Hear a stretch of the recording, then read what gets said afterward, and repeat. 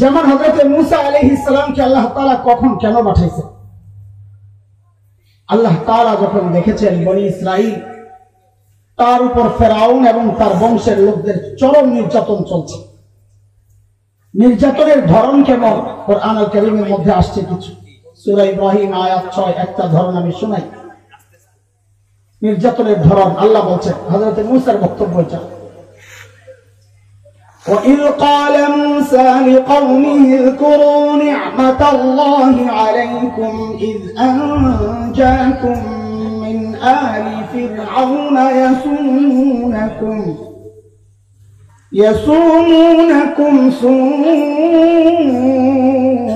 الْعَذَابِ وَيُذَبِّحُونَ أَبْنَاءَكُمْ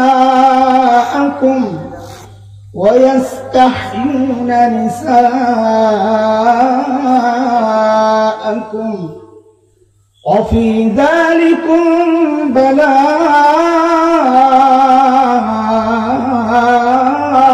مِّن رَّبِّكُمْ عَظِيمٌ।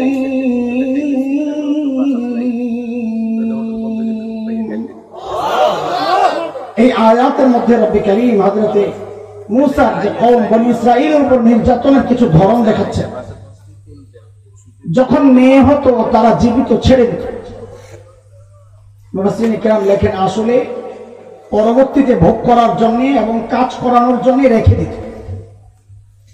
আর যখন ছেলে হতো ফেরাউন এবং তার বংশের লোকেরা, ওই যে ফেরাউন স্বপ্নে দেখেছে বনি ইসরাইল এক ছেলে হবে, যেটা ব্যাখ্যায় আসছে স্বপ্নে, যে তার ক্ষমতা হারানোর কারণ হবে, তার কওম ধ্বংসের কারণ হবে। এই জন্য ফেরাউন ওই ছোট্ট সদ্যজাত শিশুকে ধরে ধরে জবেহ করে ফেলে বনি ইসরাইলের। একটা বুঝার জিনিস, এই ছোট্ট জন্ম নেওয়া শিশুটা যার হাড়গুলো এখনো গোশতের মতো নরম, একটু বুঝে শুনে বলেন তো, এই ছোট্ট বাচ্চা কি ফেরাউনের মতো এমন ক্ষমতাধর ব্যক্তিকে ক্ষমতা থেকে নামানোর শক্তি রাখতো?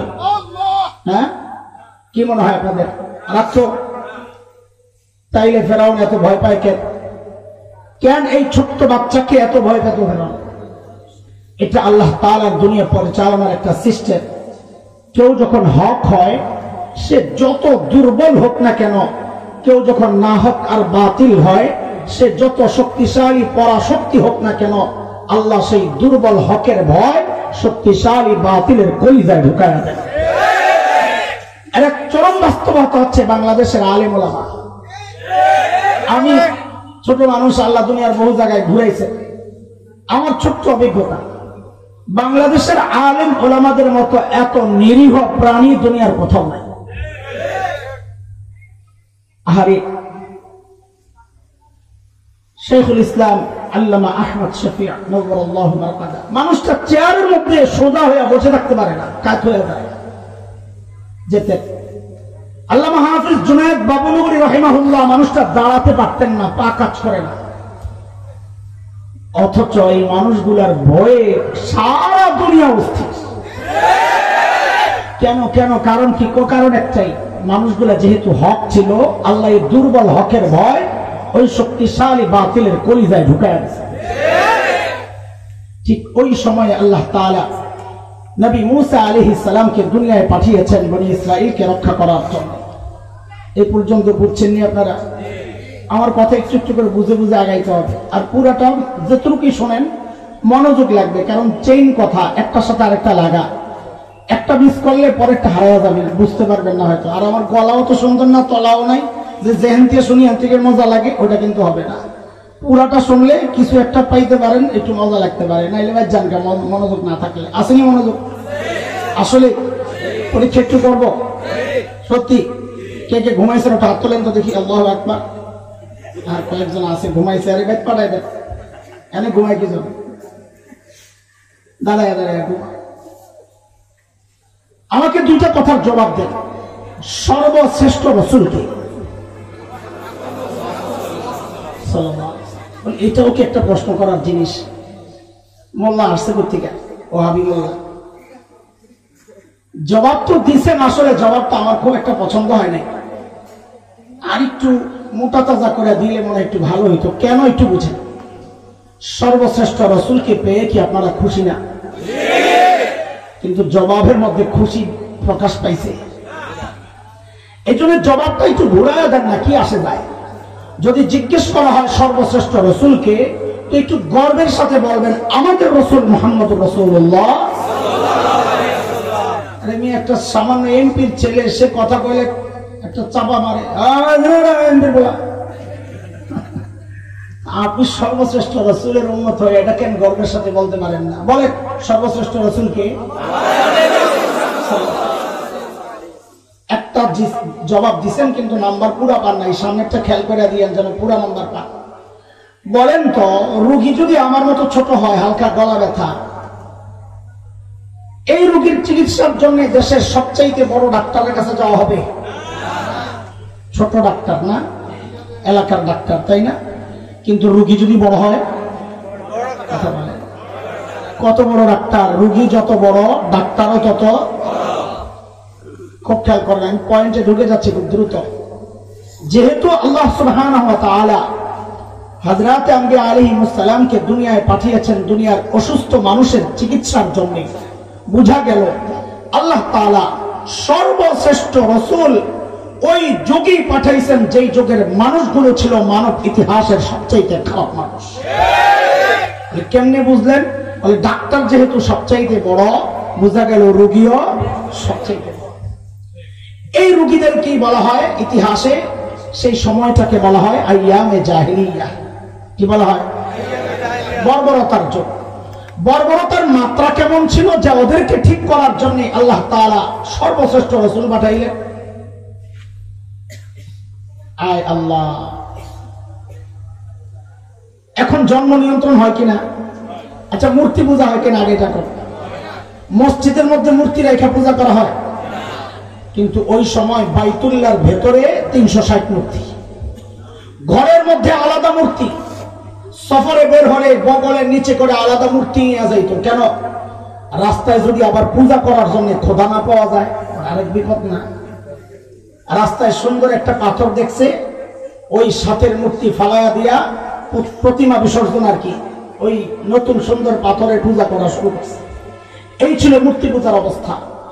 একটা একটা পয়সার জন্য মানুষ খুন করত। জন্ম নিয়ন্ত্রণ এখন হয় কি হয় না? তখন হতো। পার্থক্য কি? এখন জন্ম নিয়ন্ত্রণ হয় পেটের ভেতরে, বাচ্চা আসতে দেওয়া হয় না, অথবা ভেতরে নষ্ট করা হয়। আর তখন জন্ম নিয়ন্ত্রণ হতো বাচ্চা হওয়ার পর দেখতো ছেলে না মেয়ে। যদি দেখছে ছেলে, রেখে দিত, আর যদি দেখছে মেয়ে, হায় হায়, এটা ছিল বাবার জন্য সামাজিক কলঙ্ক। সূরা নূর 58-59 আয়াত দুইটায় পড়ে দেখে। وَإِذَا بُشِّرَ أَحَدٌ بِالْأُنثَى ظَلَّ وَجْهُهُ مُسْوَدًّا وَهُوَ كَظِيمٌ يَتَوَارَى مِنَ الْقَوْمِ مِنْ سُوءِ مَا بُشِّرَ بِهِ أَيُمْسِكُهُ عَلَى هُونٍ أَمْ يَدُسُّهُ فِي التُّرَابِ أَلَا سَاءَ مَا يَحْكُمُونَ। বাবার জন্য এটা ছিল সামাজিক কলঙ্ক। আমি মেয়ের বাবা, এই কলঙ্ক থেকে বাঁচার জন্য বাবা নিজ হাতে নিজের কলিজার টুকরা মেয়েদেরকে জীবন্ত দাফন করেন। এই ছিল বর্বরতার অবস্থা। দোস্ত, বর্বরতা এই মাত্রায় কেন পৌঁছে গিয়েছিল? কারণ কি? আমাদের হাকিমুল ইসলাম কারি তৈয়ব রহমতুল্লাহ আলাইহি বলেছে, বর্বরতা এই মাত্রায় পৌঁছার মূল বিষয় ছিল দুইটা। কয়টা? একটা ছিল অজ্ঞতা, জাহালত, লেখাপড়া ছিল না। আরেকটা হচ্ছে চারিত্রিক অধপতন। আরে একটা থাকলেই তো মানুষ অপরাধ করে। একজন ডাক্তার, সে শিক্ষিত না মূর্খ? অথচ আমরা কি দেখলাম করোনার সময় সাবরিনাদের মতো ডাক্তাররা, সাহেবদের মতো ডাক্তাররা টিকা না দিয়ে সার্টিফিকেট বিক্রি করে দিচ্ছে। অপরাধ করছে কি করে নাই? একজন ইঞ্জিনিয়ার, সে শিক্ষিত না মূর্খ? চারিত্রিক অধপতনের কারণে আমরা কি দেখলাম, জাতি কি দেখলো, যে ইঞ্জিনিয়ার সাহেব রডের বদলে বাস ঢুকায় দিচ্ছে। একটা কারণেই তো মানুষ অপরাধ করে। আর ওই যুগের মানুষদের না ছিল শিক্ষা, না ছিল চারিত্রিক সৌন্দর্য। এই সময়ে আল্লাহ তাআলা প্রিয় হাবিব সাল্লাল্লাহু আলাইহি ওয়াসাল্লামকে দুইটা বড় মূল জিম্মাদারি দিয়া দুনিয়ায় পাঠিয়ে দেন এই জাহেল মানুষগুলোকে ঠিক করার জন্য। আল্লাহর হাবিব দুনিয়ায় এসে ঘোষণা দিলেন, ইন্নামা বুইসতু মুআল্লিমা বুইসতু লিউতাম্মিমা মাকারিমাল আখলাক।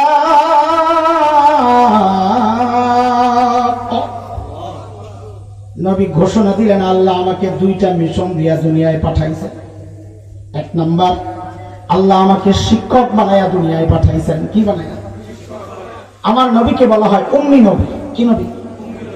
অনেকে অর্থ না জানার কারণে বলে আমার নবী ছিলেন জাহেল। নাউযুবিল্লাহি মিন যালিক। আরে আমার নবী মূর্খ হবেন থাক দূরের কথা, আমার নবী ছিলেন সব শিক্ষিত মানুষের শিক্ষক। এই এক বিষয় আমি আবার আসবো। আমার নবী কি ছিলেন বলে কথা বলেন? কি ছিলেন? আমি আবারও জিজ্ঞেস করবো, এটা পরে ইনশাআল্লাহ আবার আসতেছে। এক দায়িত্ব। দুই নম্বর নবী বলেন, বুইসতু লিউতাম্মিমা মাকারিমাল আখলাক। আল্লাহ আমাকে সর্বোচ্চ উন্নত চরিত্র মাধুর্য দিয়ে দুনিয়ায় পাঠিয়েছেন। কেন? যেন এই বর্বর মানুষগুলোকে সেরা মানুষ বানাতে পারি। সোজা কথা। আবারও বলেন, আমার নবী কি ছিলেন? কি ছিলেন? একটা কষ্টের কথা কই সাধারণ মানুষদের জন্য, আবার বেশি রাগ হয়ে যাবেন না আপনারা। বলে আমাদের খালি হুজুরা খোসাই খোসাই না, খোসা দেই আপনি ব্যথা পাই আসেন, আপনাদের কাছে চলে আসেন ওই জন্য দেই, তাড়ানোর জন্য না, আপন করার জন্য। বলে আপন করার জন্য আবার খোসা দেয়, এটা কি সিস্টেম? এটা তো বুঝলাম না। এটা একটু বুঝাইলেই ভাগ দিয়া যা আপন করার জন্য যে খোসা দেয়। আমার একটা পিচি মাইয়া আছে, ওর বয়স যখন 2, মায়ের দুধ ছাড়ছে। আপনারা জানেন বাচ্চারা যখন মায়ের দুধ ছাড়ে তো অনেকদিন মায়ের বুক ছাড়ে না, খুব জ্বালায়। তো দুজনের মাঝখানের শোয় তো খালি মার সাথে। আমার তো বাপ কষ্ট লাগে, আমার লোকে একটু লাগে না, ঘষে না, আমার ধরে না। এখন আমার বুদ্ধি কি? তো বুদ্ধি হইলো মাঝে মাঝে লাগে, আসে আমার সাথে লাগবে না। ডিজিটাল পোলাপাইন তো বুঝে যায় যে বাবা হয়তো মাইন্ড করছে, আস্তে একটা হাত দিয়ে ব্যালেন্স করার চেষ্টা করে। তা আমি বুঝছি যে লাগছে, তা আমার দিছে না, কবে তোমার সাথে তা আবার একটু ধরছে। আচ্ছা কোন যদি ধাক্কাইতেছি আর ধমকাইতেছি, ঠেলার জন্য আর কাছে আনার জন্য? আমার জোরে আর তো বুকের উপর আসা কান্না শুরু করছে, বাবা বাবা। এই যে ধাক্কাইছি কেন? দূরে সরানোর জন্য না কাছে টানার জন্য? মাঝে মধ্যে আমরা আপনাদেরকে ইঞ্জেকশন দিই, খোসা দিই, ভাইবেন না দূরে ঠেলার জন্য, এই ঠেলা দিয়ে কাছে আনার জন্য। বুঝে আসছে না কথা? তো আমরা যারা মাদ্রাসায় পড়েছি, পড়ছি, পড়াচ্ছি, এই জায়গায় আমি ভাগ করতে চাই না, সেটা কওমি হোক, আলিয়া হোক, যেটাই হোক, মাদ্রাসা শিক্ষার সাথে আমরা যারা জড়িত, আমাদের একটা গর্বের জায়গা কি জানেন? আমাদের গর্বের জায়গা হচ্ছে আমাদের শিক্ষার গোড়ায় মুহাম্মদুর রাসূলুল্লাহ সাল্লাল্লাহু আলাইহি ওয়াসাল্লাম। আমাদের গর্বের জায়গা। কেন আমাদের গোড়ায় নবী? এটা একটু ছোট্ট করে বুঝেন, নাইলে আমার কথা আগানো একটু কষ্ট হবে।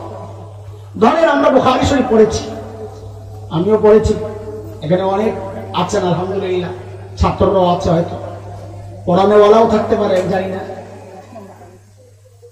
আমি তো ঢাকার ফরিদাবাদ মাদ্রাসায় পড়েছি। ধরেন একটা হাদিস ধরেন, ইন্নামাল আমালু বিন্নিয়াত, কথার কথা, লম্বা হাদিস। ঢাকার ফরিদাবাদ মাদ্রাসায় হাদিস পড়েছি। আমার উস্তাদ মুহতারাম শাইখুল হাদিস আল্লামা আব্দুল হাফিজ রাহমাতুল্লাহ আলাইহি।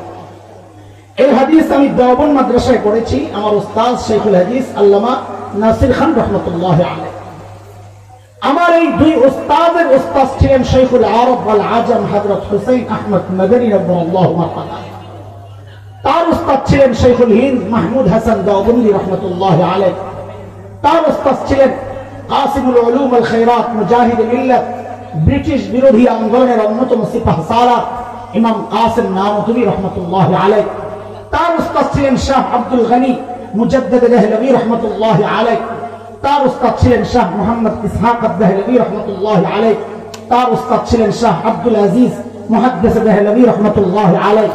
তার উস্তাদ ছিলেন শাহ ওয়ালিউল্লাহ মুহাদ্দিস দেহলভী রাহমাতুল্লাহি আলাইহি, তার উস্তাদ ছিলেন আবু তাহের আল মাদানী রাহমাতুল্লাহি আলাইহি, তার উস্তাদ ছিলেন ইব্রাহিম কুর্দি রাহমাতুল্লাহি আলাইহি, তার উস্তাদ ছিলেন আহমদ আল কুশাশি রাহমাতুল্লাহি আলাইহি, তার উস্তাদ ছিলেন আহমদ আশনাবী রাহমাতুল্লাহি আলাইহি, তার উস্তাদ ছিলেন যাইনুদ্দিন আল মিসরি রাহমাতুল্লাহি আলাইহি, তার উস্তাদ ছিলেন মুহাম্মদ আল রমালি রাহমাতুল্লাহি আলাইহি, তার উস্তাদ ছিলেন আহমদ ইবনে আলী আল হাজার আল আসকালানি রাহমাতুল্লাহি আলাইহি, তার উস্তাদ ছিলেন ইব্রাহিম আত-তানুখি রাহমাতুল্লাহি আলাইহি, তার উস্তাদ ছিলেন আবুল আব্বাস আল হাজ্জার রাহমাতুল্লাহি আলাইহি, তার উস্তাদ ছিলেন আবু আলী আজ-জুবাইরি রাহমাতুল্লাহি আলাইহি, তার উস্তাদ ছিলেন আবুল ওয়াক্ত আস-সিবজি রাহমাতুল্লাহি আলাইহি, তার উস্তাদ ছিলেন আবুল হাসান আদ-দাউদি রাহমাতুল্লাহি আলাইহি, তার উস্তাদ ছিলেন আবু মুহাম্মদ আস-সারাখসি রাহমাতুল্লাহি আলাইহি, তার উস্তাদ ছিলেন আবু আব্দুল্লাহ ফিরাবি রাহমাতুল্লাহি আলাইহি, তার উস্তাদ ছিলেন মুহাম্মদ ইবনে ইসমাঈল ইমাম বুখারী রাহমাতুল্লাহি আলাইহি, তার উস্তাদ ছিলেন হুমায়দি রাহমাতুল্লাহি আলাইহি, তার উস্তাদ ছিলেন সুফিয়ান আস-সাউরি রাহমাতুল্লাহি আলাইহি, তার উস্তাদ ছিলেন ইয়াহইয়া ইবনে সাঈদ আল-আনসারী রাহমাতুল্লাহি আলাইহি, তার উস্তাদ ছিলেন মুহাম্মদ ইবনে ইব্রাহিম আত-তাইমি রাহমাতুল্লাহি আলাইহি, তার উস্তাদ ছিলেন আলকামা ইবনে ওয়াক্কাস আল-লাইসি রাহমাতুল্লাহি আলাইহি, তার উস্তাদ ছিলেন উমর ইবনে আল-খাত্তাব রাদিয়াল্লাহু আনহু, তার উস্তাদ ছিলেন মুহাম্মদুর রাসূলুল্লাহ সাল্লাল্লাহু আলাইহি ওয়াসাল্লাম। এটা আমাদের গর্বের জায়গা। একটু আস্তে করে বলে ফেলেন তো, আপনাদের শিক্ষার গোড়ায় কারা? খুঁজতে খুঁজতে খুঁজতে খুঁজতে যায় দেখেন কি বড় কয় আমি বান্দরের পুত্র। আবার গর্ব করে, আবার গর্ব করে, আবার নিজেদের শিক্ষাকে বলেন উচ্চ শিক্ষা। আরে উচ্চ শিক্ষা তো উপর থেকে যে শিক্ষা আসছে কোরআনী শিক্ষা, ওইটা না আসলে উচ্চ শিক্ষা।